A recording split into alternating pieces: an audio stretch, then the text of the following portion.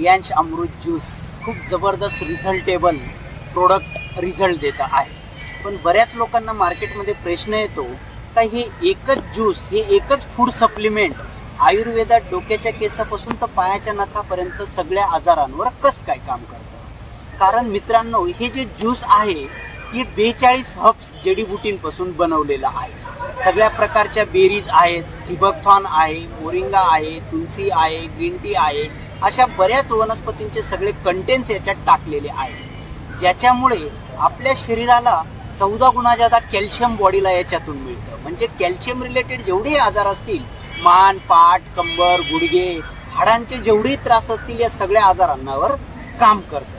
त्याच्यानंतर 9 गुना जादा आयर्न आहे. म्हणजे आयर्न म्हणजे एचबी, ब्लड रिलेटेड, खून की कमी की वजह से जितनी भी बीमारियां होगी सभी बीमारियों पे ये काम करता है. त्याच्यानंतर बॉडीला लागणारे टोटल विटॅमिन्स आहेत. विटॅमिन्स ए, B1, B12, B3, C, D, E, K म्हणजे विटॅमिन्स रिलेटेड जेवढे आजार असतील सगळ्या आजारांवर एक काम करतं. समजा विटॅमिन ए ची कमी झाली का आपल्या डोळ्यांना नंबर लागतो, चष्मा लागतो. पण आतून कमी आणि वरून कितीही ग्लास लावले, टेम्पररी ग्लास. तर आपल्या ह्या अमृत ज्यूसमुळे लोकांचे मोतीबिंदू सुद्धा कव्हर झालेले आहेत. म्हणजे बॉडीला लागणारे सगळे घटक या आपल्या 42 जडीबुटींपासून बनवलेल्या अमृत ज्यूसमुळे आपल्या शरीराला मिळतात. त्याच्याचमुळे आयुर्वेदामध्ये डोक्याच्या केसापासून तर पायाच्या नखापर्यंत जेवढे आजार असतील त्यांच्यावर मात करण्यास हे अमृत ज्यूस मदत करतं.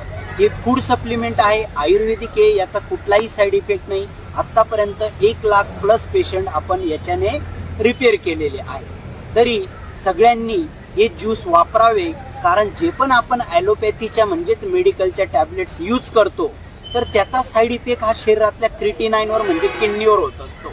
आणि किडनीचं काम असतं रक्त शुद्ध करायचं. त्याला प्रॉब्लेम आला, हळूहळू खराब ब्लड आपल्या हृदयात जमा होतं. या हृदयाचं काम असतं पंपचं. समजा आपण एका माळ्यावरून दुसऱ्या माळ्यावर पंप लावला, त्याच्यात कचरा आढळला तर पाणी व्यवस्थित जाईल का हो? नाही. म्हणून इंडियामध्ये सध्या लोकांचं ब्लड सर्क्युलेशन व्यवस्थित होत नाही, बीपी कमी जास्त होतो आणि त्याच्यामुळे हार्ट अटॅकचं प्रमाण वाढलंय. कशामुळे? फक्त ॲलोपॅथी म्हणजे मेडिकलच्या टॅबलेट्समुळे. पूर्वीचे लोक 100-125 वर्ष जगायचे. कोणाला दमा नव्हता, बीपी नव्हता, हार्टचा प्रॉब्लेम नव्हता. का नव्हता?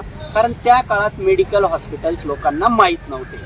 जेव्हा बी आजारी पडले वैद्यकडे जायचे आणि झाड पालापाचोळ्यांचा असा आयुर्वेदिक इलाज व्हायचा. तर आयुर्वेदाचा कुठलाही साईड इफेक्ट नसतो.